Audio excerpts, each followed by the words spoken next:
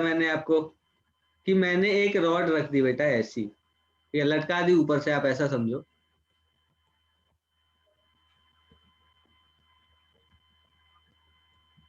ठीक है, और एक साइड से मैंने इसे क्या करा बेटा, फिक्स कर दिया। क्या करा मैंने, फिक्स। और इस बार इस रॉड के अंदर वजन है, कितना वजन है बेटा, W वेट मान लेता हूं मैं इसका। क्या कहते हो यार, मैं इसका वेट कितना मान लेता हूँ, W। ये एक रॉड ले लिया मैंने जिसकी लेंथ भी मान लेता हूँ L, और वेट मैंने मान लिया इसका कितना बेटा, W। और सर ये इस ऊपर रूफ सर से वे अटैच है, क्या कह रहे हो, ये ऊपर रूफ से अटैच है। हाँ रूफ से अटैच है। सर हाँ सर एक जनरल सा सवाल था कि वेट सर मतलब mg के इक्वल होता है ना, हाँ हाँ। तो सर उसका जो यूनिट तो न्यूटन होना चाहिए। अरे तो मैंने न्यूटन अभी वेट का वो थोड़ी, मैंने W वेट माना है, बस नंबर माना बेटा मैंने बस। ओके सर, अगर इसका कोई मैग्नीट्यूड लिखोगे तो उसके साथ न्यूटन लिखोगे ना सर? हाँ बिल्कुल लिखूंगा, ओके लिखना सर, ही ओके पड़ेगा सर। ना, नहीं लिखेंगे लिखूंगा तो काम कैसे चलेगा यार। तो देखो क्या कह रहा हूँ बेटा, मैंने आपको बोला कि मैंने ये मैंने एक रॉड ले लिया, इसे मैंने ऐसे लटका दिया और W वेट है इसका। ठीक है, तो ये जो हमारा सेगमेंट है बेटा, इसका नाम है elongation of rod under it self weight. मतलब अपने सेल्फ वेट की वजह से रॉड जो है वो कितना इलोंगेट होगी, तो सेल्फ वेट की वजह से बात करते हैं थोड़ा इलोंगेशन के बारे में। अच्छा एक बात तो बेटा कि जो यहाँ सबसे ऊपर वाला पॉइंट होगा, इधर वाला जो पॉइंट होगा, इसके ऊपर क्या, मतलब बिल्कुल ऊपर का पॉइंट कर रहा हूं मैं, ये तो चलो थोड़ा नीचे हो गया। अगर मैं बिल्कुल ऊपर वाले पॉइंट की बात कर रहा हूँ बेटा, सुनना ध्यान से, तो ऊपर वाला जो पॉइंट होगा या फिर ऊपर वाला मैं एक सेगमेंट बना देता हूँ। ठीक है, ज्यादा अच्छे समझ आएगा आपको। देखो ऊपर मैं एक सेगमेंट बनाता हूँ, ये बहुत छोटा है बेटा, बिल्कुल dx लेंथ का मान लो, बहुत छोटा है। तो ये वाला जो सेगमेंट होगा इसके ऊपर क्या पूरा वेट लग रहा होगा बेटा, yes sir. Yes sir. Yes sir. अगर मैं बिल्कुल सेंटर में लेता हूँ सेगमेंट, तो इसके ऊपर कितना फोर्स लग रहा होगा सर बेटा, W/2। मतलब इक्वल लगेगा हाँ सर, हाँ दोनों W/2। साइड पर। W/2 लग रहा होगा ना बेटा यहाँ पर, यस सर।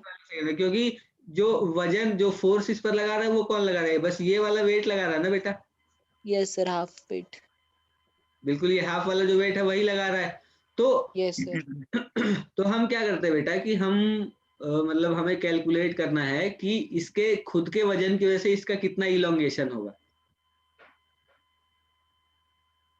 ठीक है, yes yes sir. Yes sir. अपने को बताना है कि इसके सेल्फ वेट की वजह से इसका कितना इलोंगेशन होगा, तो ये अपने को बताना है। ठीक है, तो कैसे बताएं बेटा, कैसे करें, इंटीग्रेशन करनी पड़ेगी क्या अपने को, ये पूरी लेंथ L है मान लो, क्या अपने को इंटीग्रेशन करनी पड़ेगी, क्योंकि जो अलग अलग सेगमेंट जो है बेटा, उस सेगमेंट के ऊपर अलग अलग फोर्स लग रहा अलग है। अलग फोर्स लग रहे हैं। Yes sir. बिल्कुल, dx into l। dx into L, क्या है dx इंटू एल, सर पूरे का निकालना होगा तो फिर उसे इंटीग्रेट कर दो। हाँ बिल्कुल, मतलब ऐसे अगर मैं ये कह सर रहा हूँ तुम्हें, हाँ बोलो बोलो। सर ये अभी ये जो हमने रॉड ली है, ये हाँ हम मतलब 1D कंसीडर करते हैं ना। हाँ 1D, क्योंकि जो क्रॉस सेक्शनल एरिया है ना बेटा, इसका बदलाव हम नहीं कंसीडर करते, क्योंकि बहुत कम होता है, तो हम इसे नेग्लेक्ट ही कर देते हैं समझो। तो जो इसका मास होगा वो पर के हिसाब से डिस्ट्रीब्यूट होगा। पर यूनिट लेंथ के हिसाब से, हाँ। ठीक है सर। ओके, तो बताओ बेटा कैसे करें। तो मैं ये कहता हूं कि यहां से नीचे से x डिस्टेंस पे जाके, नीचे से x डिस्टेंस ऊपर की बात करता हूं मैं, देखो ठीक है, सुनना बेटा ध्यान से। नीचे से मैं x डिस्टेंस की बात करता हूं, और यहाँ पर एक हमारा क्या है बेटा, ये छोटा सा क्या ये सेगमेंट है। एरिया। तो बिल्कुल, तो इस छोटे से सेगमेंट के ऊपर फोर्स कितना लग रहा होगा बेटा, सर W/2। फोर्स लग रहा होगा W/2 नहीं बेटा, x ऊपर लिया ना हमने, तो पहले यस सर, मास यस पर यूनिट लेंथ निकालना पड़ेगा या और फिर फिर वो वाला वेट करना वेट पड़ेगा। पर यूनिट लेंथ निकालने क्या, सर एक ही बात है। एक ही बात है ना। तो अगर मैं फोर्स की बात करता हूँ इस छोटे से सेगमेंट पर, तो इस छोटे सेगमेंट पर फोर्स कितना होगा बेटा? W/L into x. हाँ सर। W/L इंटू एक्स, ये क्या होगा बेटा? यही फोर्स होगा क्या इस छोटे से सेगमेंट पे? सर बोलो। प्रेशर के कंपैरिजन में आपने किया ना ये W/L इंटू एक्स? अरे नहीं बेटा, मैंने ये पूरा जो रॉड है इसका वजन मैंने W माना ना, यस सर। तो वेट पर यूनिट लेंथ मैंने मान ली W/L। तो इस x का कितना वेट होगा? मतलब ऐसे कहो कि L लेंथ में W वेट है, तो यूनिट लेंथ में कितना वेट होगा बेटा? W/L। तो यस x सर, लेंथ में कितना वेट होगा? W/L into x. तो यही मैंने Yes, इस sir. x लेंथ का वेट लिखा है कि ये वाला होगा हमारा फोर्स। ये समझ आ रही है बात यस सर, आपको? यस सर, आ गया आ गया। अब क्या करेंगे बताओ बेटा? Very good. देखो हाँ सर। मैंने आपको, हाँ बिल्कुल, मैंने आपको क्या बोला कि जो फोर्स है वो कितना है? W/L into x. और ये x पे जाके हमने dx लेंथ लिया, ठीक है? तो जो फोर्स इसके ऊपर लग रहा है वो क्या लग रहा है? W/L इंटू एक्स, ठीक है? तो अगर मैं इसमें इलोंगेशन की बात करता हूँ, इस छोटे से एलिमेंट में अगर मैं इलोंगेशन की बात करता हूँ, तो इलोंगेशन कितना होगा बेटा बताना? एक चीज, चलो उससे पहले एक चीज पूछता हूँ मैं तुमसे। जो हम लिखते थे बेटा, वो हम क्या लिखते थे? y इज इक्वल टू क्या लिखते थे? Stress upon strain. तो F/L अपॉन ए डेल्टा लिखते थे। तो डेल्टा एल की वैल्यू क्या लिखते थे बेटा बताओ? F/L अपॉन ए इंटू वाई।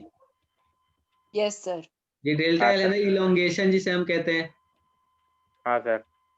तो अब यस सर। ये एल क्या है? देखो अब इसमें एफ क्या है? फोर्स, जो इलोंगेटिंग फोर्स है, एरिया क्रॉस सेक्शनल एरिया है। वाई क्या है सर बेटा? Force young. रिस्टोरिंग फोर्स ना? हाँ ऑब्वियसली वही रिस्टोरिंग फोर्स। और ये L yes original sir. Length है। तो अगर इस dx में मैं इलोंगेशन की बात कर रहा हूँ तो क्या लिखूंगा बेटा बताना? ये f है ना, तो लिखूंगा ना f इंटू, अब इसकी लेंथ कितनी है? कौन से लेंथ में मैं चाहता हूँ इलोंगेशन? dx लेंथ की इलोंगेशन की बात कर रहा हूँ ना। f dx upon a into Y. बोलो बेटा, तुम सर। बोल। सर ये ए क्या है? एरिया ऑफ क्रॉस सेक्शन है बेटा। यहाँ ओके पर जो सर। मैंने लिखा है ए, वही वाला ए है, ये वही चीजें लिखी मैंने। बस f जो है वो यहाँ पर इसे रिप्लेस करूंगा, f को इससे W/L इंटू एक्स से। और यहाँ पर जो ये l है इसे मैंने dx लिखा। क्यों भैया? क्योंकि जो ओरिजिनल लेंथ है इसकी, ये वाला जो हमारा सेगमेंट, इसकी ओरिजिनल लेंथ तो dx ही है ना बेटा। अभी हम इस छोटे से एलिमेंट dx में इलोंगेशन निकाल रहे हैं, है ना? तो क्या बनेगा? देखो ये f dx upon a into Y, ठीक है? अब यहाँ पर f की वैल्यू पुट करते हैं बेटा। इलोंगेशन की अगर मैं बात करूं तो इलोंगेशन अब कितना होगा बताओ? छोटा सा इलोंगेशन कितना होगा? ये f की जगह पे क्या लिखेंगे? W/L WX/L/AY into DX। Into dx। हाँ सर, इंटीग्रेट अब कर देंगे। अब अगर अपने को टोटल इलोंगेशन निकालना है, total elongation s, total elongation को मैं s कह देता हूँ बेटा। अपनी तरफ से मान लेता हूं मैं कि टोटल इलोंगेशन जो है वो, टोटल इलोंगेशन x अगर मुझे निकालना है तो क्या मुझे इसे इंटीग्रेट करना पड़ेगा x की प्रॉपर लिमिट्स के साथ? सर एक्स तो गिवन है ना। नहीं बेटा, हमने लिखा है x, हमने माना 0 है से x। L तक। बिल्कुल 0 से लेके l तक, ठीक है? देखो मैंने ये x पे जाके मैंने एक छोटा सा एलिमेंट लिया था ना बेटा। ये उस टाइम पर हम कह रहे थे कि ये बीच वाली जगह है। अभी मैंने बिल्कुल जनरल x पे जाके छोटा सा एलिमेंट लिया था dx का, और इस dx में हम इलोंगेशन निकाल रहे हैं बेटा। ठीक है? तो ये हमारा इलोंगेशन हो गया। x थोड़ी होगा इलोंगेशन, s लिखेंगे, है ना? क्योंकि x तो पहले यूज कर चुके हैं आप। तो s की वैल्यू क्या बनेगी बेटा बताना? हाँ सर वही कह रहा था मैं। डेल्टा L लिख लो। हाँ एक ही बात है, कोई बात नहीं। ये क्या बनेगा बताओ मुझे? और यहाँ पे L²/2 आ जाए, मतलब इंटीग्रेट W अपॉन YAL बाहर रहेगा, X²/2। और x का इंटीग्रेशन बिल्कुल सही बेटा, x² बाई 2। और इसमें लिमिट कहाँ? 0 से लेके जीरो l से तक। तो L। क्या बनेगा ये बताओ? W/YAL इंटू 2 आ जाएगा, और यहाँ पर क्या L स्क्वायर आ जाएगा बेटा, तो एक L यहाँ से निपट गया, क्या बना बताओ, टोटल इलोंगेशन S कितना बना बेटा, WL/2AY, बोलो। Yes sir. ये हमारा टोटल इलोंगेशन बन गया ना, WL/2AY, ये हमारा टोटल इलोंगेशन है बेटा। सर एक बार फिर से बता दीजिए, समझ नहीं आया। क्या समझ नहीं आया बताओ। सर एक बार ऊपर कीजिए। सर ये जो आपने यहाँ पर डेल्टा एल लिखा है ना, यहाँ से नहीं समझ आ रहा सर। कहाँ डेल्टा एल लिखा है मैंने यार, यहाँ से सर, ये डेल्टा ये राइट साइड वाला, में सर। ये वाला यस सर। बेटा, ये यंग्स मॉडल, ये स्ट्रेस अपॉन स्ट्रेन लिखा है मैंने यार, देखो। यस मैं सर, ये बता सर इसके बाद नेक्स्ट स्टेप। बेटा, ये बहुत छोटी, सुनो मेरी बात सुनो, अगर मैं लिखता हूँ यंग्स मॉडुलस को स्ट्रेस अपॉन स्ट्रेन, तो स्ट्रेस क्या होता है, फोर्स अपॉन एरिया, और स्ट्रेन क्या होता है, डेल्टा एल अपॉन एल। इसे मैं क्या यस लिखूंगा बताना, F upon A into L upon delta L लिखूंगा ना इसे। Yes sir. तो अब मैंने क्या किया कि डेल्टा एल को दूसरी तरफ भेज दिया, y को इधर ले आया मैं, तो ये मेरे पास डेल्टा एल क्या गया, FL upon AY। Yes sir. ठीक सर ये है, आपने लास्ट क्लास में पढ़ाया था क्या? नहीं बेटा अभी पढ़ा रहा हूँ। अच्छा। और सर ये डेल्टा एल को आपने रिप्लेस कर दिया dx से सर। नो सर, नहीं, ओरिजिनल लेंथ को dx से सर रिप्लेस किया है। हाँ सर ये क्यों कैसे ओरिजिनल किया, ये लेंथ नहीं को, समझ आ रहा। ये मैंने इसलिए किया बेटा क्योंकि मैंने क्या सोचा, मैंने बोला कि x पे जाके मैं एक छोटा सा एलिमेंट ले रहा हूँ dx का, और इस छोटे से एलिमेंट का इलोंगेशन निकाल रहा हूँ मैं। ओके ये जो सर, मतलब छोटा, रॉड पहले से dx पे था, उसका आपने इलोंगेशन निकाला है। मैंने एक ये रॉड ले लिया, ये रॉड, इस रॉड में मुझे टोटल इलोंगेशन निकालना था, तो मैंने सोचा कि मैं यहाँ से x ऊपर जा करके एक छोटा सा Yes, sir. एलिमेंट ले लेता हूँ dx का, ओके सर। और इस dx एलिमेंट के लिए मैं इलोंगेशन निकालता हूँ, तो वो निकाला है मैंने F dx upon A dy। मतलब कि सर आपने dx को ओरिजिनल लेंथ मानकर फिर उसका इलोंगेशन निकाला हाँ है। इसका इलोंगेशन निकाला। ऐसा क्यों कर रहा हूँ बेटा, क्योंकि जैसे जैसे तुम ऊपर जाओगे वैसे वैसे वेट बदलता जाएगा ना, तो फोर्स जो तुम लगा रहे हो ये बदलता चला जाएगा। तो ये जो छोटा सा एलिमेंट मैंने dx लिया है, इसके लिए हम अज्यूम कर सकते हैं कि जो वेट है वो क्या है, कांस्टेंट है। जो फोर्स इसके ऊपर लग रहा है ना नीचे से, वो कांस्टेंट है, क्योंकि अगर तुम एक बड़ी लेंथ ले लो मान लो, तो अब इस बड़ी सी लेंथ के लिए तुम देखो, जो नीचे वाला है, उस नीचे वाला जो छोटा सा एलिमेंट होगा उस पर फोर्स अलग लग रहा होगा, जो ऊपर का होगा उस पर फोर्स अलग लग रहा होगा। हर तो एलिमेंट पे से तो अलग अलग फोर्स लग रहा होगा। हाँ, तो इसीलिए फोर्स को कांस्टेंट रखने के लिए मैंने ये छोटा सा एलिमेंट लिया जिसके ऊपर मैं फोर्स निकाल रहा हूँ। ठीक है, तो सर कोई यहाँ पर आपने क्यों निकाला फोर्स, और कहीं और पे क्यों नहीं निकाला? और कहाँ निकाला, और कहाँ पर निकालना है बेटा, यहाँ पर क्यों निकाला, मतलब नहीं समझा मैं तुम्हारी बात। सर मतलब बीच में, मतलब x का ही क्यों लिखा, अगर मान के चलिए y, अगर मैं थोड़ा सा और आगे करके वहां पे छोटा एलिमेंट नहीं लूँ तो तुम उसका कुछ भी निकाल। ले लो ना यार, ये एक्स तो बिल्कुल जनरल जगह है ना बेटा, एक्स कुछ ओके भी हो सर। सकता है, एल भी हो सकता है, L/4 भी हो सकता, कुछ भी हो सकता है बेटा, ये एक्स है ना, क्योंकि तो एक्स तो कुछ भी यस हो सर, सकता यस है। सर। तो इसलिए ऐसा नहीं है कि मैं, मतलब मैं जो भी लिख रहा हूँ ये एक्स मैंने इसलिए लिखा है क्योंकि मैंने बिल्कुल कोई एक जनरल पॉइंट लिया, जनरल एक छोटा सा एलिमेंट लिया है, उसके लिए निकाल रहा हूँ मैं। व्हाइट वाला कौन सा दिखाना है, ये वाला देखो, छोटा कर देता हूँ बेटा मैं, देख लो, अगर आपको कोई परेशानी हो तो पूछो मुझसे। सर एक बार ये अपने ये नहीं, वो जो ऊपर है ना फोटो, क्या बेटा, क्या कह रहे हो? सर जो ऊपर जो नोट है वो, ये ये वाला, तो नोट कर लिया। नहीं सर, और ऊपर, हाँ सर ये ये वाला, अच्छा सर मैं व्हाइट वाला एक्सप्लेन कर देना, नीचे वाला। ये वाला हाँ मैं एक बार पूरा दोबारा एक्सप्लेन कर रहा हूँ, एक बार देखो, ये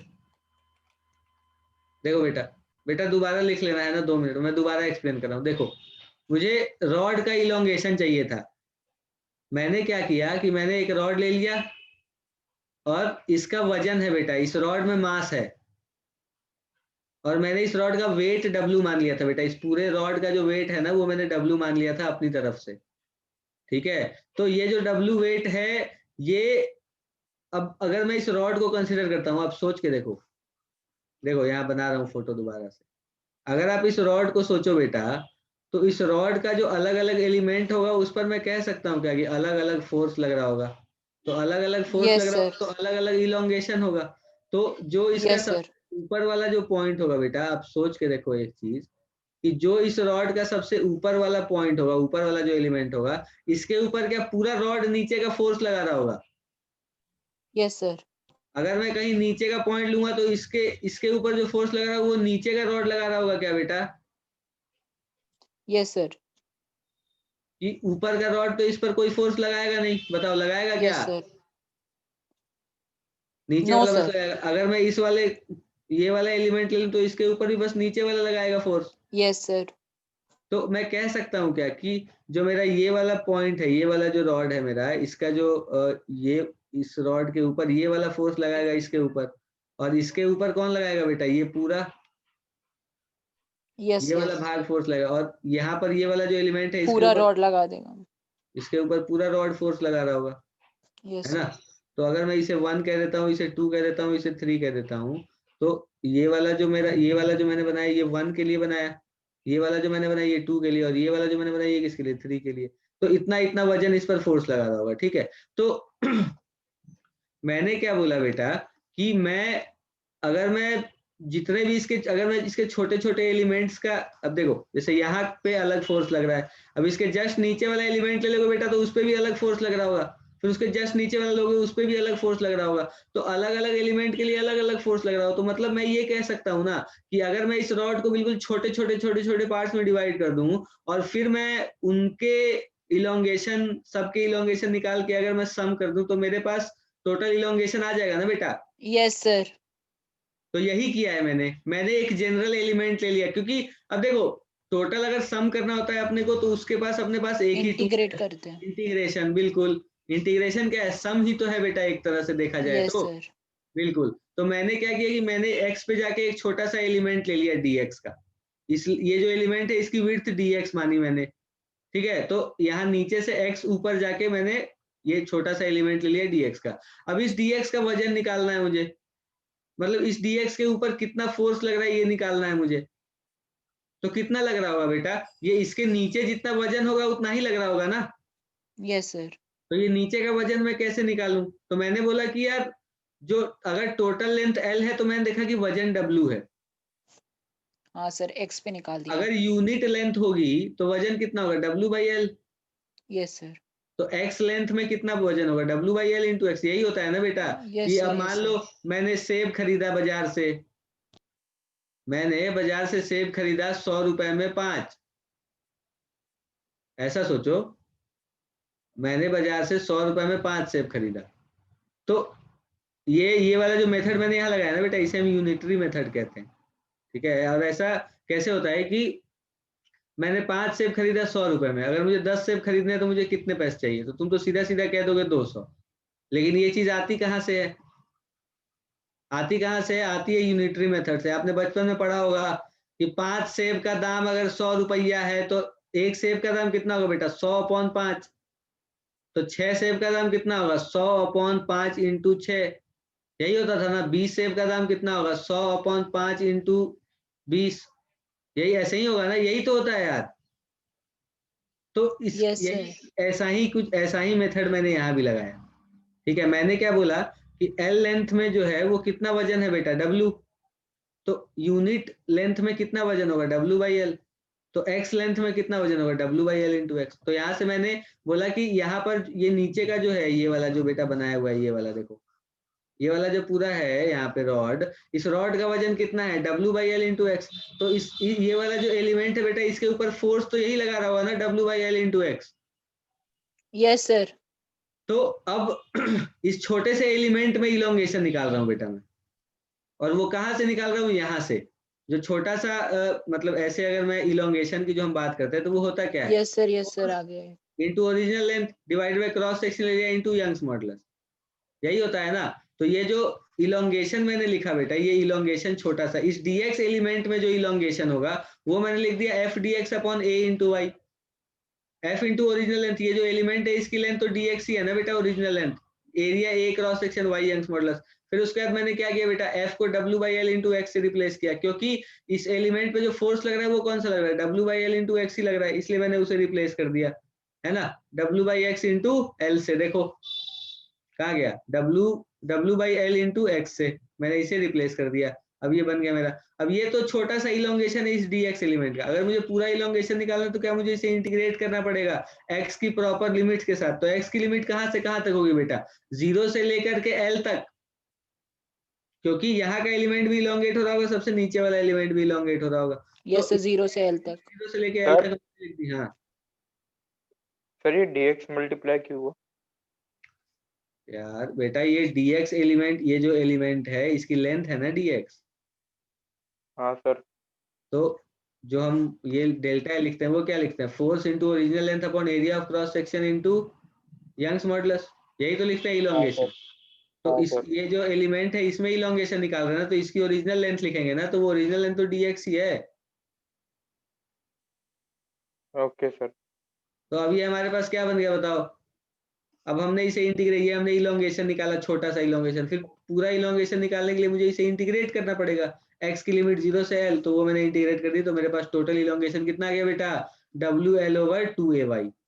ठीक है, तो ये एक ध्यान में रखने वाली चीज है, ध्यान रख लेना, फॉर्मूला है एक कि जो टोटल इलोंगेशन, अगर कोई रॉड है और अगर वो अपने सेल्फ वेट के अंदर इलोंगेट हो रहा है तो उसका जो वजन होगा वो कितना मतलब उसके ऊपर जो उसका जो टोटल इलोंगेशन होगा वो कितना होगा sir WL into 2a divided by 2ay। बिल्कुल, ये चीज अपने को ध्यान रखनी है।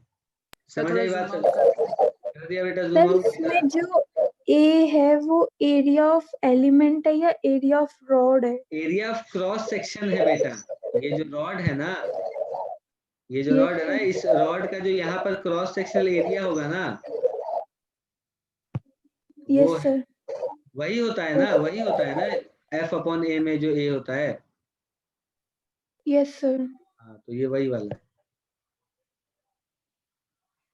सर एक बार आप ऊपर कर दो। बिल्कुल बेटा कर देता हूँ।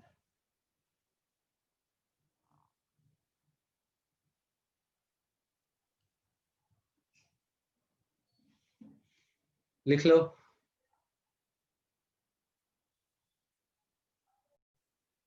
मैंने क्या बोला आपको कि जो यहाँ पर प्रेशर लग रहा है बेटा हर पॉइंट पर, वो अलग अलग होगा ना।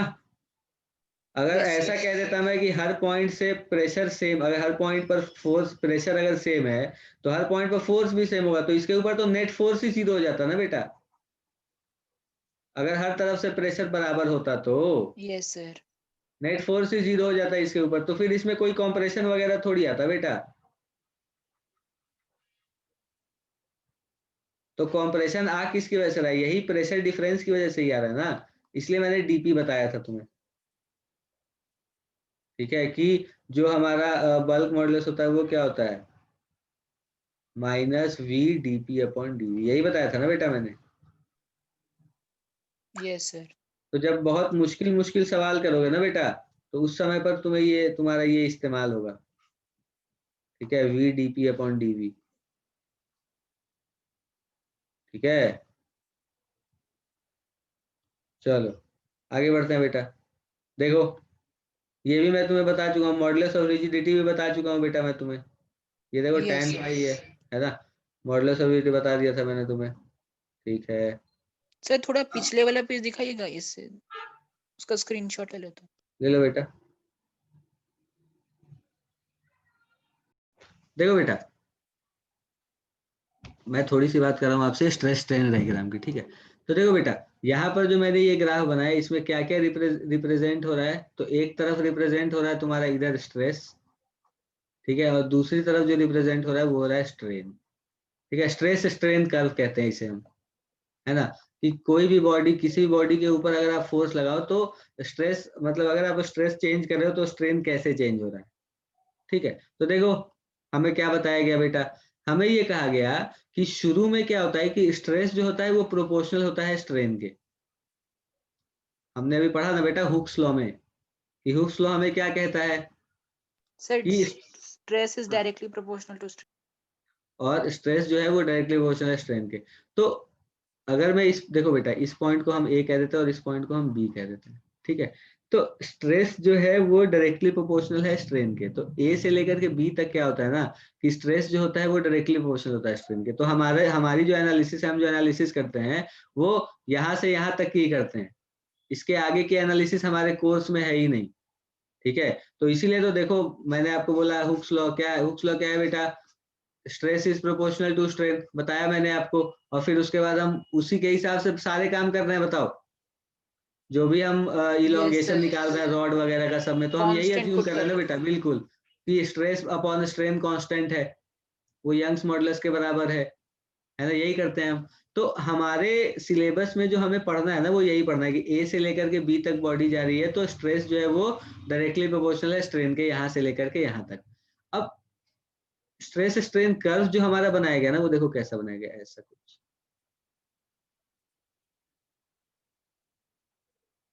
ठीक है, कुछ ऐसा, ठीक है। अब देखो ये मैं समझाता हूं तुम्हें क्या है, कि अगर आप ए से बी तक जा रहे हो, ये स्ट्रेस स्ट्रेन कर्व जो है ये कैसा होता है कि मान लो कि आप शुरू में स्ट्रेस को बढ़ा रहे हो तो स्ट्रेन भी बढ़ रहा है, मतलब आप अप्लाइड फोर्स बढ़ा रहे हो तो स्ट्रेस बढ़ रहा है, तो स्ट्रेन भी बढ़ रहा है। तो पहले ए से लेकर के बी तक जो था वो क्या था बेटा? स्ट्रेस और स्ट्रेन जो थे वो कैसे थे? डायरेक्टली प्रोपोर्शनल थे, ठीक है। फिर उसके बाद बीच में पॉइंट्स मिले अपने को, कौन से, ठीक है। इसमें बहुत सारे पॉइंट्स हो सकते हैं बेटा, मैं आपको थोड़े ही पॉइंट्स बताता हूँ, ठीक है। अब देखो बी से सी तक, ए से बी तक क्या है कि स्ट्रेस जो है वो डायरेक्टली प्रोपोर्शनल है स्ट्रेन के। ए से बी तक क्या है बेटा? कि स्ट्रेस जो है वो क्या है? डायरेक्टली प्रोपोर्शनल है स्ट्रेन के, और इलास्टिक नेचर का भी है, ठीक है। इलास्टिक नेचर का क्या मतलब होता है बेटा? क्या होता है इलास्टिक नेचर का मतलब, बताना। सर की फोर्स अप्लाई करके छोड़ने पर वो अपनी शेप रीगेन कर लेता है, शानदार, इलास्टिक। बहुत सर मतलब सब लोग, रिस्टोरिंग फोर्स है object. ठीक है, ठीक है। देखो क्या होता है, ए से बी तक स्ट्रेस डायरेक्टली प्रोपोर्शनल है स्ट्रेन के, और अगर आप फोर्स लगाना बंद कर दोगे तो क्या होगा बेटा? बॉडी वापस अपने पोजीशन पर आ जाएगी, वापस अपने जो ओरिजिनल लेंथ है उसे गेन कर लेगी। बी से सी तक, बी से सी तक में हम क्या कहते हैं बेटा? कि लेंथ तो अभी भी रीगेन कर लेगी।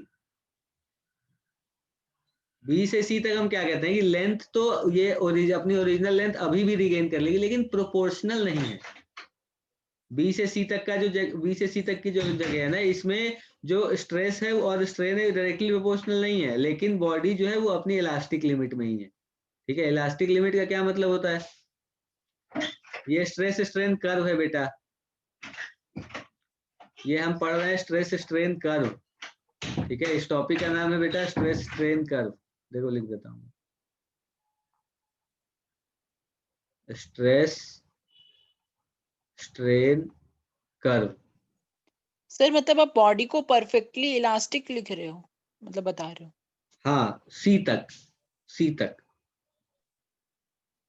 Okay sir. सी तक मैंने क्या बोला? ए से लेकर के बी तक क्या हो रहा है बेटा? स्ट्रेस जो है वो डायरेक्टली प्रोपोर्शनल है स्ट्रेन के, ठीक है। और यस इलास्टिक भी है। इलास्टिक होने का मतलब क्या है कि अगर मैं बॉडी को छोड़ दूंगा तो क्या होगा बेटा? वो वापस वो अपनी regain कर ओरिजिनल लेगा लेंथ पर आ जाएगी, बिल्कुल रीगेन कर लेगा शेप। बी से सी तक भी रीगेन कर लेगा शेप, लेकिन स्ट्रेस जो है वो डायरेक्टली प्रोपोर्शनल नहीं है स्ट्रेन के, ठीक। Yes sir. तो सी वाला जो पॉइंट होता है ना बेटा, इसे हम कहते हैं इलास्टिक लिमिट, क्योंकि अभी बी से लेकर के सी तक स्ट्रेस और स्ट्रेन डायरेक्टली प्रोपोर्शनल तो नहीं है, स्ट्रेस और स्ट्रेन डायरेक्टली प्रोपोर्शनल तो नहीं है, लेकिन क्या है, क्या यहाँ पर कि बॉडी इलास्टिक है, कि अगर आप स्ट्रेस बढ़ा रहे हो तो स्ट्रेन बढ़ रहा है, ठीक है, मैं मान गया, लेकिन ये प्रोपोर्शनल नहीं है। लेकिन सी तक बॉडी जो है वो इलास्टिक है। इलास्टिक होने का क्या मतलब होता है बेटा? कि वो अपनी शेप को रिगेन कर सकती है, ठीक। अब सी से डी तक में क्या होता है? अब बॉडी इलास्टिक नहीं रही बेटा,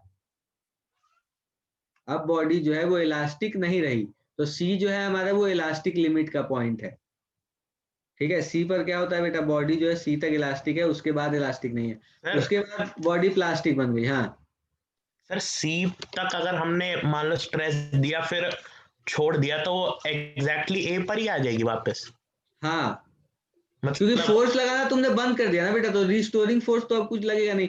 वो वही देखो, ये एक्सपेरिमेंटल डेटा है बेटा, ये वाला जो हम ग्राफ बना रहे हैं ना, ये एक्सपेरिमेंटली ऐसा देखा गया है मटेरियल्स के लिए, क्योंकि जो मॉड्यूलस होता है वो मटेरियल की प्रॉपर्टी होती है ना, हाँ सर। तो वही Yes, बता yes. रहा हूँ मैं, वही तो बता सर रहा हूँ। बी से लेकर सी तक में वो थोड़ा सा कर्व क्यों है? कर्व इसलिए है बेटा क्योंकि स्ट्रेस डायरेक्टली प्रोपोर्शनल नहीं है स्ट्रेन के। तो सर फिर भी इलास्टिक कैसे है, मतलब पूरा का पूरा? बेटा तो ये तो वही मैं कह रहा हूँ ना कि ये मटेरियल की प्रॉपर्टी है ना। ऐसा थोड़ी होता है कि अगर stress directly proportional to strain है तभी बॉडी इलास्टिक है। ऐसा मैंने कभी कुछ बताया क्या तुम्हें? नहीं सर, नहीं सर। तो ऐसा नहीं होता है बेटा, ऐसा बिल्कुल जरूरी नहीं है कि बॉडी इलास्टिक है तभी stress directly proportional to strain है। वैसे तो ये ए बी से से बी सी का तक जो रीजन है हाँ ये बॉडी पे डिपेंड करेगा ना, अलग अलग के लिए। हाँ बिल्कुल। किसी के लिए ए से सी तक स्ट्रेट लाइन होगी, सर तो किसी फिर के ये लिए कर्व नहीं कांस्टेंट तो नहीं होगा? स्ट्रेट लाइन नहीं आती है बेटा, स्ट्रेट लाइन नहीं आती है। स्ट्रेट लाइन ये कर्व नहीं आता, ये एक्सपेरिमेंटल कर्व है ना बेटा। स्ट्रेस ऐसा थोड़ी है कि मैंने अभी एक एक्सपेरिमेंट किया था उसके हिसाब से बना रहा हूँ मैं तुम्हें सिखा रहा हूँ, ऐसा तो सर नहीं है ना हमेशा बेटा। बी से हर मटेरियल के लिए बी से सी कर्व रहेगा। हाँ 20 ऐसी कर्व रहेगा हमेशा। मतलब सर सी तक ले जाने पर भी बॉडी पूरी रिगेन कर सकती है हाँ ओरिजिनल। हाँ सर लेकिन हाँ ये आप बता रहे हो मटेरियल के प्रॉपर्टी पे डिपेंड करेगा ना सर, ये जो कर्व आप बता रहे हो इसी के बेसिस पर। हाँ तो सर हर मटेरियल यही प्रॉपर्टी शो करेगा, मतलब कोई भी अगर देखो मटेरियल आप बेटा, लीजिएगा स्ट्रेस और स्ट्रेन जो है ना वो डायरेक्टली प्रोपोर्शनल होता है एक लिमिट तक। हर कोई भी बॉडी के बॉडी लिए। तुम हाँ हर बॉडी के लिए वो एक लिमिट होती है कि स्ट्रेस और स्ट्रेन डायरेक्टली प्रोपोर्शनल एक लिमिट तक ही होगा। उसके बाद भी अगर तुम स्ट्रेस को बढ़ाते रहते हो ना तो ये प्रोपोर्शनैलिटी अपनी लूज कर देता है हर बॉडी। तो ऐसा मैं नहीं कह रहा हूं कि हर बॉडी के लिए ये यही पॉइंट होगा। हो सकता है कि किसी बॉडी के लिए स्ट्रेस स्ट्रेन कर्व ऐसा हो जाए, देखो बता रहा हूं मैं, ये ऐसा हो जाए कहीं, ठीक है, ज्यादा देर तक स्ट्रेस और स्ट्रेन डायरेक्टली प्रोपोर्शनल हो जाए। लेकिन एक समय तो आएगा जब स्ट्रेस और स्ट्रेन डायरेक्टली प्रोपोर्शनल नहीं होंगे, तो उस मतलब समय सर वो सेम हाँ ट्रेंड सर। फॉलो करेगा ये कर्व से। हाँ ट्रेंड सेम फॉलो कर रहा है, वही तो मैं बता रहा हूँ। मैं ट्रेंड ही तो बता रहा हूँ बेटा, एग्जैक्ट थोड़ी बता रहा हूँ कि ये पॉइंट होगा तो ऐसा होगा। मैं सर तुम्हें एक बात बता रहा ओके हूँ सर बस। हाँ समझ आ गया। हाँ सर भी आपने जो ये ग्रीन लाइन बनाई थी इसमें ए से सी तक तो से स्ट्रेट लाइन थी, हाँ। क्यों? अरे बेटा तो स्ट्रेस जहां तक स्ट्रेन के अरे यार एक लिमिट होगी ना बेटा। यहाँ पर ये क्या रिप्रेजेंट कर रहे हो यार तुम, देखो यहाँ पर स्ट्रेस रिप्रेजेंट कर रहे हो, यहाँ पर स्ट्रेन रिप्रेजेंट कर रहे हो। तो एक टाइम आएगा ना जब स्ट्रेस इतना ज्यादा हो जाएगा कि अब stress directly proportional to strain नहीं रह पाएगा। हाँ सर। ऐसा टाइम आएगा ना कि जब स्ट्रेस और स्ट्रेन डायरेक्टली प्रोपोर्शनल नहीं होंगे, तो उसके बाद बेटा फिर ये वाली चीज हो जाएगी, फिर स्ट्रेस और स्ट्रेन डायरेक्टली प्रोपोर्शनल नहीं होंगे लेकिन बॉडी इलास्टिक होगी। ये ऐसा सर होता है। अगर हम बोलो बोलो। अगर हम सर अगर हम एक रबर बैंड का केस लेते हैं तो फिर हाँ उसमें तो बीसी का फिर कोई वो होएगा ही नहीं ऐसा नहीं है बेटा। कुछ मतलब, क्योंकि सर अगर हम ज्यादा उसका फोर्स भी लगाएंगे होगा। तो फिर वो टूट जाएगा उसमें सर वो तो। स्ट्रेस और स्ट्रेन तो यार प्रोपोर्शनल अभी नहीं होता पूरा रबड़ तो बैंड सुन में। लो, पूरा तो बेटा बताने दो पहले। स्ट्रेस स्ट्रेन कर्व है क्या, ये सुन तो लो पहले ओके। पूरा। तुम तो बीच में ही सवाल पूछने लग जाते हो यार। पूरा सुनोगे तब तो पता लगेगा ना बेटा। इसीलिए देखो, पूरी बात अगर अपने को पता नहीं है फिर तुम कैसे कह रहे हो कि अब बी तक तो प्रोपोर्शनल है, ठीक है, हमें तो यहीं तक का काम है, तो इसके आगे का फिर पढ़ना ही नहीं चाहिए अपने को, है ना। और अगर पढ़ रहे हैं तो फिर सुनो, एक बार सुन तो लो, मेरी बात तो सुन लो एक बार। देखो क्या कह रहा हूं मैं, बी से लेकर के सी तक प्रोपोर्शनल नहीं है, और सी हम कहते हैं कि इलास्टिक लिमिट होती है बॉडी। इलास्टिक लिमिट का क्या मतलब है कि अगर सी के बाद भी अगर आप स्ट्रेस को बढ़ाओगे ना तो अब बॉडी इलास्टिक नहीं रहेगी। सी तक तो इलास्टिक थी। ऐसा हर बॉडी के साथ होगा ना कि वो एक समय तक इलास्टिक होती है। जैसे तुम रबर की बात कर रहे हो, तो एक समय तो रबर के साथ भी ऐसा आएगा ना बेटा कि तुम अगर उसे बहुत लंबी कर देते हो तो फिर वो अब अपनी शेप रिगेन नहीं करता। यस सर होते हैं। होता है ना ऐसा। तो एक टाइम तक वो सर रिगेन मैं करता रहता है, फिर उसके बाद वो रिगेन करना बंद कर देता है शेप। सर रबर तो कर लेता है ये। पूरा नहीं कर पाता है ना बेटा, थोड़ा ना थोड़ा बदलाव सर रहता ही मैं है। तुम बीसी की करके बात कर देखना, रहा हूँ। मैं बता रहा हूँ ना तुम्हें, तुम करके देखना। जैसे जो रबर बैंड दुकानों में मिलते हैं वो छोटे छोटे मिलते हैं अपने को, ठीक है, उसे काफी हाथ कम में, चेंज होता है सर उसमें, हाँ इसलिए उसे नहीं देखा दिखता। है मैंने देखा है। सुनो तो मेरी बात, देखो कि बेटा जब आप जब देखो जब यहाँ ए से बी तक है तो stress directly proportional to strain है, फिर बी से सी तक स्ट्रेस और स्ट्रेन डायरेक्टली प्रोपोर्शनल नहीं है, लेकिन बॉडी अभी भी इलास्टिक है।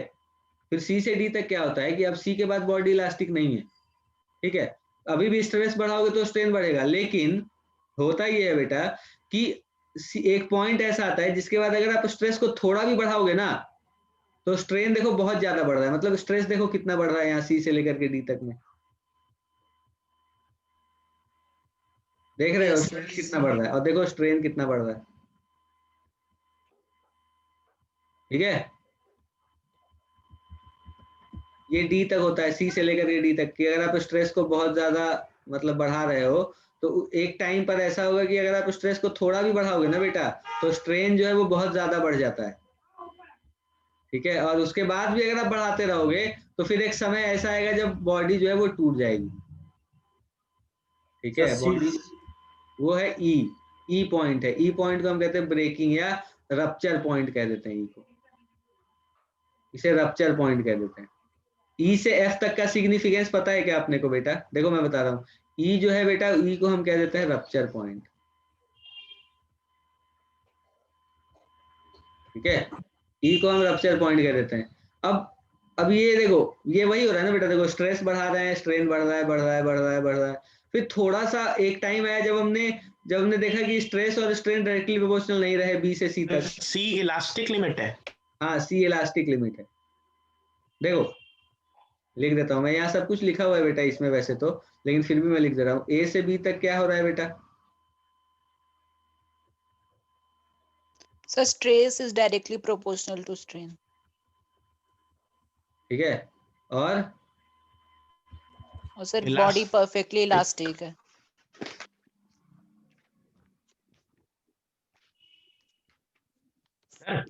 हाँ इलास्टिक लिमिट और फ्रैक्चर लिमिट के बीच में जो होता है वहां तब तक अगर हम स्ट्रेस बढ़ाएंगे तो बॉडी डिफॉर्म होती जाएगी। हाँ, फिर मतलब अगर आप स्ट्रेस लगाओगे ना तो स्ट्रेन बहुत ज्यादा बढ़ता चला जाएगा, बॉडी फिर डिफॉर्म ही होती चली जाएगी। सही कह रहे हो, बिल्कुल सही, यहाँ डिफॉर्मेशन हो रहा है। सी के से ई तक में देखो, हाँ हाँ बोलो बोलो। और वो स्ट्रेस रिलीज करने पर भी वो ओरिजिनल शेप नहीं रीगेन कर पाएगा, नहीं रीगेन कर पाएगा इलास्टिक लिमिट के बाद। हाँ इलास्टिक लिमिट सर बॉडी मतलब परफेक्टली इलास्टिक से प्लास्टिक बन जाएगी? हाँ परफेक्टली इलास्टिक से या फिर पार्शियली इलास्टिक बन जाएगी? पार्शियली इलास्टिक बनेगी बेटा, फिर प्लास्टिक बन हाँ जाएगी, फिर प्लास्टिक बन जाएगी और फिर रप्चर पॉइंट आ जाएगा, फिर टूट ही जाएगा, तो फिर कोई फायदा नहीं है। अब देखो मैं क्या कह रहा हूँ, सुनना मेरी बात, अब एक बार शुरू से देखते हैं बेटा, ठीक है, एक बार शुरू से देख लो। ए से क्या हो रहा है बेटा? ए से लेकर के बी तक बॉडी जा रही है, stress directly proportional to strain था, सब कुछ अच्छा चल रहा था, बहुत अच्छी चीज थी, कोई दिक्कत वाली बात नहीं थी। फिर बी से सी तक हमने देखा कि यार थोड़ी देर तक अगर मैं फिर से स्ट्रेस बढ़ाता हूँ, मैंने जब स्ट्रेस को ए से बी तक बढ़ाया बेटा तो मैंने देखा कि स्ट्रेस और स्ट्रेन जो थे वो डायरेक्टली प्रोपोर्शनल थे, ठीक है। फिर जब मैं इसे बी से यहाँ तक, बी तक सब कुछ ठीक था, मैंने देखा ठीक है बिल्कुल स्ट्रेस और स्ट्रेन डायरेक्टली प्रोपोर्शनल है। फिर बी से सी तक क्या हुआ कि स्ट्रेस और स्ट्रेन डायरेक्टली प्रोपोर्शनल टू नहीं है, स्ट्रेस और स्ट्रेन डायरेक्टली प्रोपोर्शनल नहीं है, अब डायरेक्टली प्रोपोर्शनल नहीं है, लेकिन बॉडी अभी भी इलास्टिक है कि अगर तुम यहाँ तक स्ट्रेस बढ़ाते हो तो इसके बाद फिर अभी भी अगर फोर्स लगाना बंद कर दोगे, स्ट्रेस अप्लाई करना बंद कर दोगे, तो बॉडी अपने वापस अपने ओरिजिनल शेप में आ जाएगी दोबारा से, ठीक है। फिर यहाँ सी से फिर अगर और आगे बढ़ोगे तो इसके बाद देखो बेटा क्या हो रहा है, अब इलास्टिक लिमिट रही नहीं, मतलब इलास्टिक लिमिट क्रॉस हो गई, मतलब बॉडी अब इलास्टिक नहीं रहेगा, तो अब भी अगर स्ट्रेस लगाते रहोगे तो बॉडी डिफॉर्म होने लग जाएगी धीरे धीरे, है ना। फिर उसके बाद थोड़ा स्ट्रेस बढ़ाओगे तो स्ट्रेन ज्यादा बढ़ेगा। जैसे देखो यहाँ पर मैंने बेटा वही डॉटेड लाइन बनाई थी दोबारा से, ठीक है, यहाँ पर एक और डॉटेड लाइन बना रहा हूँ, देखना ध्यान से, ठीक है। और इसके लिए मैं तुम्हें भी बता रहा हूँ कि क्या हो रहा है। देखो बेटा ये एक लाइन बनाई मैंने, ठीक है। अब आप सोचो कि यहाँ पर भी बेटा एक बार वाई एक्सिस की तरफ देखो, एक बार एक्स एक्सिस की तरफ देखो, तो पहले यहाँ पर स्ट्रेस आपने इतना बढ़ाया, स्ट्रेन इतना बढ़ गया। अब देखो अब उसके बाद फिर आपने स्ट्रेस थोड़ा ही बढ़ाया तो स्ट्रेन देखो कितना ज्यादा बढ़ गया, ठीक है। तो ये ऐसा ही होता जाता है, और ई पॉइंट पर आके मतलब ऐसे जब स्ट्रेस बढ़ाते रहोगे और स्ट्रेन जब स्ट्रेस से बहुत ज्यादा हो जा रहा है तो फिर उस केस में एक पॉइंट पर आके बॉडी जो है वो क्या होगी, टूट जाएगी, इसे हम रप्चर पॉइंट कहते हैं। एफ पॉइंट का एफ पॉइंट ये है बेटा कि यहाँ पर अगर तुम स्ट्रेस लगाना, ई पॉइंट पर अगर तुम स्ट्रेस लगाना बंद भी कर दोगे ना, तब भी अब वो टूट जाएगी। ऐसा कैसे हो सकता है? ऐसा होता है बेटा कि अगर तुमने ऐसे खींचा खींचा खींचा, एक टाइम पर वो टूटने लग गया, उसके बाद अगर छोड़ भी दोगे ना तो तब भी वो टूट ही जाता है, क्योंकि वो टूट चुका है ना। अब उसमें मतलब उसका रप्चर हो चुका है, मॉलिक्यूल्स दूर हो चुके हैं, अब सर अटैच ई नहीं पॉइंट रहेगा। तक तो हम लोग स्ट्रेस कंटिन्यू लगाते रहेंगे ना, तभी तो रैप्चर करेगा। हाँ, ई पॉइंट पर तक ऐसे बोल सकते वीकनेस आ जाती है उसके अंदर। बॉडी वीक, बिल्कुल ऐसा आप कह सकते हो, क्योंकि जो पार्टिकल्स है वो तो अब धीरे धीरे दूर दूर होते जा रहे हैं ना बेटा। मतलब सर ई पॉइंट के बाद अब इनवर्सली प्रोपोर्शनल है। इनवर्सली प्रोपोर्शनल नहीं कह सकते बेटा। ई से एफ तक का जो पॉइंट है ना, ये ब्रेकडाउन पॉइंट है, मतलब ई पर बॉडी टूट गई। ई तक हाँ जब सर। आप पहुंचे, स्ट्रेस को जब आपने ई तक पहुंचाया तो बॉडी टूट गई। तो उसके बाद अगर आप स्ट्रेस को कम भी करना शुरू कर दो ना, देखो अब यहाँ से ई से एफ तक स्ट्रेस तो कम हो रहा है, लेकिन उसका कोई फायदा नहीं हुआ स्ट्रेस कम करने का। सर स्ट्रेन बढ़ ही गया, बॉडी स्ट्रेन का बढ़ जो रहा है। वो मतलब चेंज हो ही गया, वो टूट ही गया, वो तो मतलब सर ऐसा है कि इनवर्सली बॉडी ब्रेक। प्रोपोर्शनल हो गया ना। इनवर्सली प्रोपोर्शनल नहीं कह सकते ना बेटा, इनवर्सली प्रोपोर्शनल नहीं कह सकते। सर हाँ सर तो अगर हमें बताना हो कि अगर कोई कौन सा मटेरियल ज्यादा इलास्टिक है, तो उसकी प्रोपोर्शनैलिटी लिमिट ज्यादा होनी चाहिए या फिर इलास्टिक लिमिट? इलास्टिक लिमिट ना बेटा, हाँ सर, इलास्टिक लिमिट। पर अगर प्रोपोर्शनैलिटी। उसकी प्रोपोर्शनैलिटी लिमिट बहुत ही छोटी हो, मतलब बहुत ही जल्दी आ जाए, तो फिर वो इलास्टिक कैसे?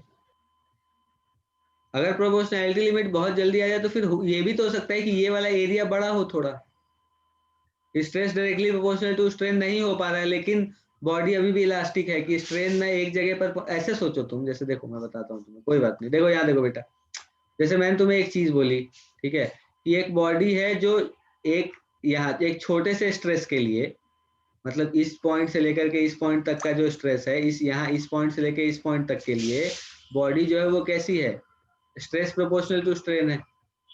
और इसके बाद ये वाला पॉइंट थोड़ा बड़ा हो गया बेटा, ये भी तो हो सकता है। हाँ सर, हाँ सर। हाँ, ये भी तो हो सकता है। तो ये भी हो सकता है कि बॉडी जो है वो बी से लेकर के यहाँ ये वाला पॉइंट है, अगर मैं कहता हूँ ये ए है, ये बी है, और ये सी दे दिया मैंने, तो ये डी है, तो बॉडी अब ए तो से सर लेकर। अगर अगर कोई मतलब ऐसा मटेरियल हो जिसकी प्रोपोर्शनैलिटी लिमिट ही ए से सी तक हो, तो हाँ सर वो ज्यादा नहीं होना चाहिए इलास्टिक? बेटा देखो, कोई अगर यहाँ किसी की इलास्टिक लिमिट, मैं ए से डी तक मानता हूँ, ठीक है, डी से सी तो फिर वो ये ब्रेकिंग पॉइंट आ गया ना इधर इधर कहीं, तो फिर ये तो डी है हमारी इलास्टिक लिमिट। तो अगर देखो ए से लेकर के डी तक की अगर मैं बात करूं, तो देखो कोई ऐसा भी ग्राफ हो सकता है जो इस स्ट्रेस के लेवल तक, यहाँ तक के स्ट्रेस तक वो ऐसा हो, ठीक है, मतलब स्ट्रेस डायरेक्टली प्रोपोर्शनल हो हाँ स्ट्रेन सर। के, लेकिन उसके बाद ये हो सकता है कि फिर ये मतलब ये थोड़ा ही सा छोटा ही हो, इलास्टिक लिमिट हाँ यहीं पर सर। आ जाए, हो सकता है ना ऐसा। तो फिर इस केस में सर ये वाला ज्यादा इलास्टिक होगा बेटा, ऊपर वाला। अगर अगर मतलब दोनों मटेरियल सेम स्ट्रेस पे सेम ही स्ट्रेन के लेवल पे है, और हाँ, एक की वो इलास्टिक लिमिट है और एक की प्रोपोर्शनैलिटी लिमिट है वहां पे, तो प्रोपोर्शनैलिटी लिमिट वाला ज्यादा इलास्टिक होगा। अच्छा। हाँ, क्योंकि प्रोपोर्शनैलिटी लिमिट के थोड़ी देर बाद तक तो है इलास्टिक लिमिट। हाँ सर, हाँ सर, ठीक है, समझ गया। ओके, सर ठीक ई है। से एफ का एक बार दोबारा बताओ। सर ई से हर एफ बॉडी तक की प्रोपोर्शनल लिमिट और इलास्टिक लिमिट होती है ना? हाँ बेटा, ये बदलता रहता है ना, किसकी इलास्टिक लिमिट हाँ कहाँ सर, तक है, वैरी करेगा, मगर हर बॉडी का हो तो जाएगा ना रैप्चर पॉइंट, ऑब्वियसली इलास्टिक। होगा, ऑब्वियसली होगा ही। और सर ये जो कर्व आपने बनाया, रिस्टोरिंग फोर्स का ही कर्व बना है ना? ये फोर्स स्ट्रेस का। स्ट्रेन का कर्व है बेटा। हाँ सर, मतलब रिस्टोरिंग फोर्स ही तो लग रहा तो है एक तरह स्ट्रेस तो से। रिस्टोरिंग फोर्स का ही है ना। तो सर स्ट्रेस इसको तो हम कंसीडर कर सकते हैं कि रिस्टोरिंग फोर्स का ये है जो लाइन नहीं है नहीं जो। नहीं, इसे नहीं, रिस्टोरिंग फोर्स की लाइन नहीं कह सकते हम इसे, ये स्ट्रेस स्ट्रेन कर्व है बेटा, कि ओके स्ट्रेस सर। और स्ट्रेन कैसे वेरी हो रहा है, ठीक है। हाँ, कौन ठीक है कोई सर। कुछ पूछ रहा था, बताओ कौन क्या पूछ रहा था। सर ई से एफ का एक बार बता दो। ई से एफ का मैंने ये बोला कि अगर देखो ई रप्चर पॉइंट हो गया ना, ई पे आगे बॉडी तो अब टूटने लग गई ना बेटा, तो इसके बाद अगर तुम स्ट्रेस कम भी कर दोगे तो भी ये बॉडी जो है वो टूट ही जाएगी। सर अब टूटने लग गई या टूट गई? टूट गई ना बेटा, रप्चर टूटने लग गई कोई बात थोड़ी होती है, टूट गई। टूटने लग गई का मतलब मैं ये कह रहा हूँ कि टूट गई। ऐसा थोड़ी है कि तुम खींचोगे तो पहले अगर ई पे अगर ई पे बॉडी टूट गई तो एफ का क्या पॉइंट रह जाएगा फिर? बेटा टूट गई तो फिर वो लेंथ उसकी बदल जाएगी ना यार, और स्ट्रेस अब होना कम हो गया ना। नहीं आया समझ में सर। तुम समझे नहीं मेरी बात। मैं कह रहा हूं कि अब देखो, देखना बेटा ध्यान से, यहाँ देखना, ठीक है। ये बॉडी है एक, ठीक है, और इसकी लेंथ को मैं इंक्रीज करता जा रहा हूं। यहां तक मान लो लेंथ इंक्रीज हो गई इसकी, ठीक है, और इसके बाद हमें बोला गया कि यार अब इसके बाद ये टूट जाएगी, ठीक है। तो जब टूटने लग गई बेटा तो क्या होगा, आपने पता नहीं कभी ध्यान दिया होगा या नहीं, जब किसी चीज को ऐसे तोड़ोगे ना जब, तो स्ट्रेस जो होता है वो अब उसमें कम हो जाता है। अगर आप स्ट्रेस की बात करोगे तो स्ट्रेस कम हो जाता है। कैसे कम हो जाता है? हाँ क्योंकि सर। है ना, ये चीज अब आपने देखी होगी, जैसे मान लो कि इस पॉइंट की, मान लो कि बॉडी टूट जाने पर एक साइड से फोर्स ही हट जाती है ना। हाँ, और फिर से रबर बैंड भी कम खिंचाता है टूटने के बाद। टूटने के बाद कम खींचता है, देखो। सर अगर आप एक आयरन स्केल लेके चल रहे हो और ई तक वो आयरन स्केल टूट गया, तो उसके बाद एफ का क्या पॉइंट रह जाएगा? एफ तक क्या होगा ई से एफ तक? जब ई पे आयरन स्केल टूट गया तो एफ तक तो कोई बात ही नहीं जानी चाहिए। बेटा टूटने का मतलब क्या होता है, जैसे यहाँ का और यहाँ का मॉलिक्यूल है, दो पार्टिकल्स है, एक यहाँ का एक यहाँ का, मैं बोल रहा हूँ ना इसके अलोंग टूट रहा है। पार्टिकल के अलोंग टूट रहा है, पूरा अलग हो गया, दो हिस्सों में हो गया। तो अलग ही होने की बात कर रहा हूँ ना मैं, तभी तो ये डॉटेड लाइन बनाई मैंने कि इस लाइन के अलोंग ये ब्रेक हो जा रहा है। हाँ सर। हाँ, तो इस लाइन के अलोंग ये ब्रेक हो गया, तो अब ये जो दोनों एटम्स है बेटा, ये दोनों एटम्स अब धीरे धीरे दूर चले जाएंगे ना। हाँ सर। पहले ये पास थे, अब ये दूर हो गए, हाँ सर। तो अब स्ट्रेन जो हुआ वो बढ़ गया ना बेटा, देखो। Okay sir. मतलब अगर ये पार्टिकल टूटने लग गए बेटा, मतलब अलग अलग हो गए अगर, तो फिर ये स्ट्रेन तो बढ़ गया ना। एफ पॉइंट का नाम क्या होगा? क्या? एफ पॉइंट का नाम क्या इसका होगा? कुछ ऐसे कुछ खास नाम नहीं देते बेटा, बस ये ब्रेकिंग पॉइंट, रप्चर पॉइंट कहते हैं। एफ को भी रप्चर पॉइंट कह सकते हो तुम, कि अब ये टूट गया है, बिल्कुल अलग अलग हो गया है, ठीक है। सर इसके बाद आगे पढ़ाओगे अभी? क्या कह रहे हो? आगे पढ़ाओगे सर अब? क्या करूं बताओ? सर समय एक है क्या डाउट था हमारे सर। पास? समय कम है तो ठीक है बेटा, ये स्ट्रेस स्ट्रेन हमारा हो सर गया अभी। हाँ कर, अब अगली क्लास में खत्म कर दूंगा ये चैप्टर। एक डाउट था सर, वो बल्क बताओ मॉड्यूल बताओ ऑफ इलास्टिसिटी का, वो एक बताओ। बार डायग्राम दीजिए तो स्क्रीन पर।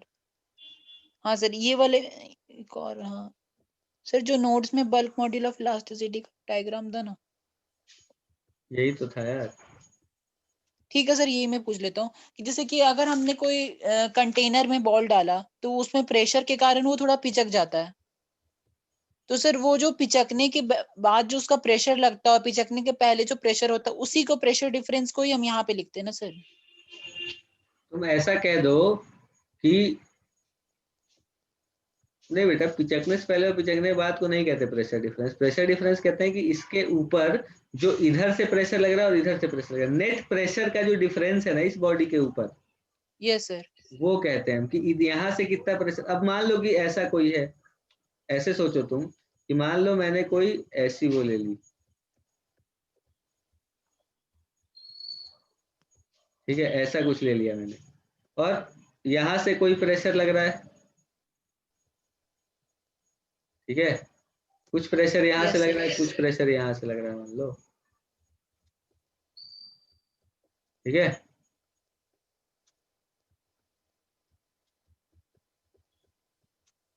Yes sir. ऊपर बना दिया मैंने।